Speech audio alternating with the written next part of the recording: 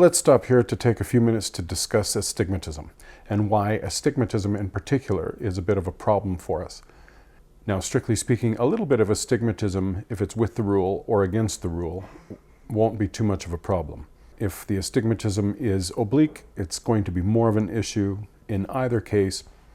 If we're talking about 0.75 diopters of astigmatism, that is to say 3/4 of a diopter of astigmatism or more, definitely 1 diopter and above is going to be problematic if you're working with text. It's more of a problem if it's oblique. And so, if you're working with somebody and they have a diopter of astigmatism and it doesn't matter in what orientation, what angle, it's going to be a bit of a problem. Now, astigmatism. We have to try and resolve with our eyes 2 planes of focus. If you're at a movie theater, and let me just put a quick diagram up here. If you're in a movie theater and you're watching the movie and it's nice and clear, no complaints. Now, in this case, we're going to say that the projection unit is your focusing system, that is to say the cornea and lens, and the screen is going to be the retina, the focusing plane, okay?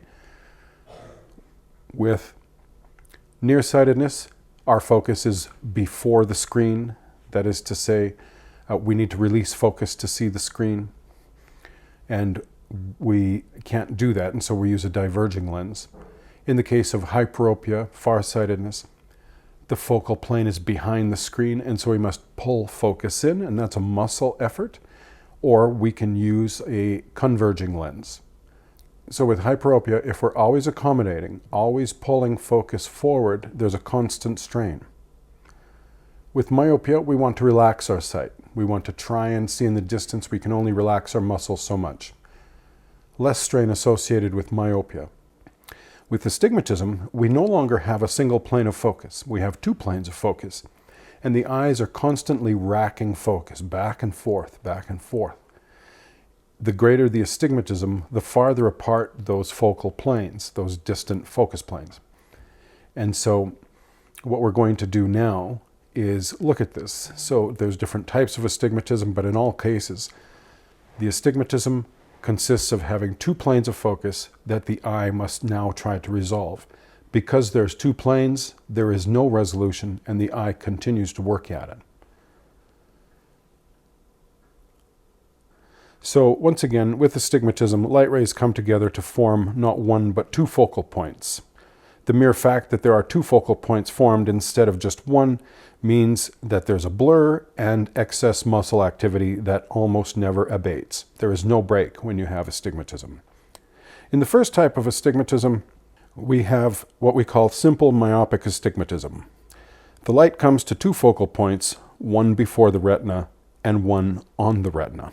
The second type of astigmatism is called simple hyperopic astigmatism, where light comes to 2 focal points, 1 on the retina and the other focal point beyond the retina, past the retina. So in other words, behind the retina in actuality.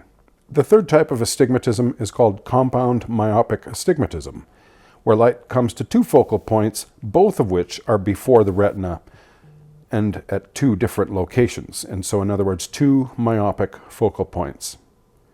The fourth type of astigmatism is called compound hyperopic astigmatism, where light comes to focal points, both of which would be in a virtual location, that is to say, behind the retina, but at different locations behind the retina. And finally, the fifth type of astigmatism is called mixed astigmatism, where light rays come to 2 focal points, one of which is before the retina and the other of which is behind the retina.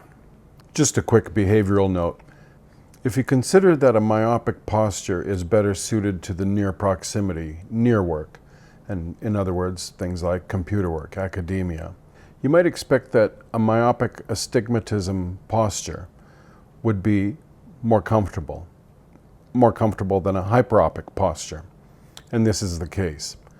And so mixed astigmatism is somewhat complicated for near work, but hyperopic or compound hyperopic astigmatism will be worse, and then the myopic astigmatism will be relatively less of a burden. In all cases, the greater the disparity between the focal points, in other words, the greater the astigmatism, the more of a burden it is on the visual system.